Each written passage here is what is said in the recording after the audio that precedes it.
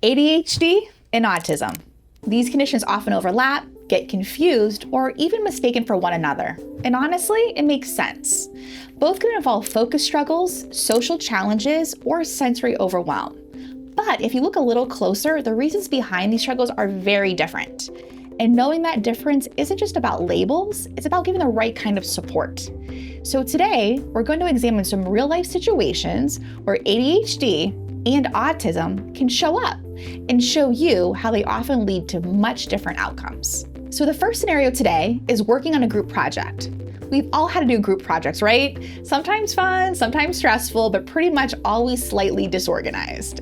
There are deadlines, shared responsibilities, and lots of moving parts.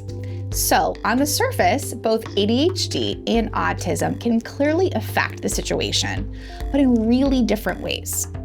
For someone with ADHD, there might be issues of organization, right? They might start with tons of enthusiasm or ideas, but struggle to stick with their part. Maybe procrastinate, jump between tasks, or get distracted halfway through. It's not laziness. Their brain's executive functioning systems make it harder to sustain focus and also harder to follow through. For someone with autism, they may throw themselves into their part with incredible focus and precision. But then the group dynamics are where things can get really complicated. They might miss subtle social cues in planning sessions, struggle with compromise, or get stuck on doing things exactly the way they need to. In this situation, both might be labeled as difficult teammates. But ADHD challenges come from regulating attention, while autism challenges come from navigating social dynamics. Before we get into the next scenario, I want to take a second to be very clear about what these two conditions are. ADHD, or attention deficit hyperactivity disorder, is a neurodevelopmental condition that affects attention, impulse control, and executive functioning.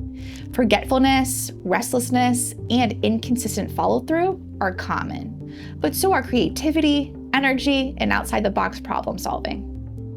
Autism spectrum disorder, or autism, is a neurodevelopmental condition that affects social communication, sensory processing, and behavior. People with autism may crave routine, experience the world in heightened sensory ways, or focus deeply on specific interests. It's not about lacking empathy or not wanting friends, it's about processing the world differently. For the next scenario, we'll get into more social interactions. So imagine walking into a packed party. The music is really loud, the lights are flashing, conversations are overlapping. People with ADHD and autism can both experience issues with these kinds of environments. And this is where you'll often hear people say, "Oh, that's just ADHD or autism. They can't handle crowds." But the reasons for that are actually very, very different. So for someone with ADHD, this party might just be pure overstimulation. They might bounce between conversations, jump in impulsively, or talk over people. Not because they're rude, but just because their brain is moving much faster than the flow of conversation. For someone with autism, the same environment can be overwhelming, but in a much more physical way. The lights, the sounds, the chatter can really pile on until their nervous system is overloaded. The result can be shutdown, withdrawal, or even a meltdown. Not because they don't want to socialize, but because their sensory system is in overdrive. You might have heard those two situations and thought they're expressing more or less the same thing. And it is similar. They do both involve being affected by a high level of stimulus, causing both to look restless or socially off. But the key difference is that the ADHD reaction is really driven by distractibility, and the autism reaction is really driven by sensory overload. For the third scenario today, we're going to talk about a younger audience, because that's where signs of both disorders are often first noticed. So let's talk about school. This is often where the confusion starts, in those childhood classrooms. A teacher sees a student maybe struggling and assumes it could be one or the other. But what looks like the same behavior usually has very different roots, right? So in a classroom, a child with ADHD might blurt out answers, forget to do homework, or kind of fidget constantly. Their brain is seeking stimulation and novelty, so staying seated and following repetitive instructions can feel really, really difficult, nearly impossible. Now, a child with autism might also struggle, but again, in a much more quieter and different way. So they may be deeply focused on one subject, struggle a little bit to shift between activities or transitions, or even avoid group play where they might be socializing with other peers. Their challenges come less from distraction and more from difficulty with flexibility, transitions, and social reciprocity. In these school settings, both kids might be seen as not following directions, right? But again, the ADHD is about trouble sustaining attention.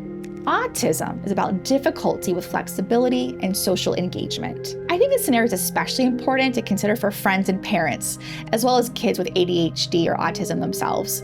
School is often the first place that these patterns show up, and how adults respond can really shape a child's confidence for many, many years to come. Misunderstanding the signs can mean missing out on the right support.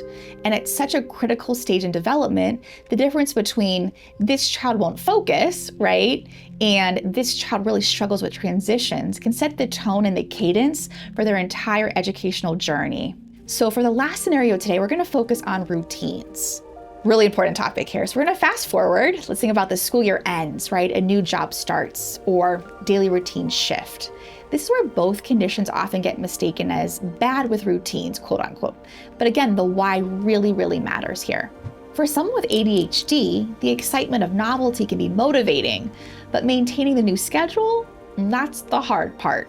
So time management, organization, and consistency tend to slip once the novelty fades.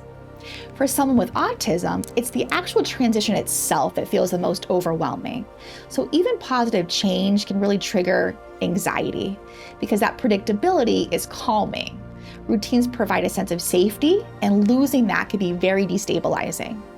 In this situation, both may seem to struggle with routines, but again, ADHD has trouble maintaining them, while those with autism really struggle most when they change or have to transition. So before we wrap up, I want to quickly talk about support and treatment. Supporting ADHD often means structure, reminders, and tools for executive functioning. Treatments like medication or cognitive behavioral therapy, CBT, can help improve focus and organization. Supporting autism often means predictability, sensory accommodations, and clear communication. Occupational therapy, speech therapy, and social skills training can all really help to reduce stress and also build that confidence. So maybe you've been watching this and thinking that sounds like me or my friend or someone that I know, but I don't know if it's ADHD or autism. And that's okay. You don't need all the answers right away to start getting support. If it's you, the first step is usually talking to a professional. That could be a primary care doctor, a psychologist, or a psychiatrist. They can help you sort out what's going on and point you toward the right evaluations to kind of see what's really happening for you. ADHD and autism can overlap, and sometimes it takes a thorough assessment to really kind of tease them apart from each other. If it's someone that you care about, the best thing you can do is really approach them with patience and curiosity and never make any assumptions. Instead of saying, you must have ADHD, or this is definitely autism, we want to kind of slow down a little bit, focus on what you notice. I see you get overwhelmed in noisy places, for example, or maybe I notice it's tough for you to stay on task. That really opens the door without putting them into a box. And if you're a parent or a teacher, trust your observations, right? But also reach out for professional guidance. Early intervention, whether for ADHD or autism, can make a huge difference in helping kids succeed in school and feel confident in themselves. In the end, ADHD and autism can look really similar from the outside, but again, underneath, they're very, very different. And recognizing that difference isn't just about getting the diagnosis right. It's about compassion, right? It's about seeing that what looks like not trying or being difficult is usually a brain working really hard in its own way. Thanks so much for watching. I hope this video resolved any confusions you might have had in understanding these disorders. If you think you or a loved one might need more help, please click the first link in the description to schedule a chat with us, and we'll see you next time. Thanks again, everyone, for watching.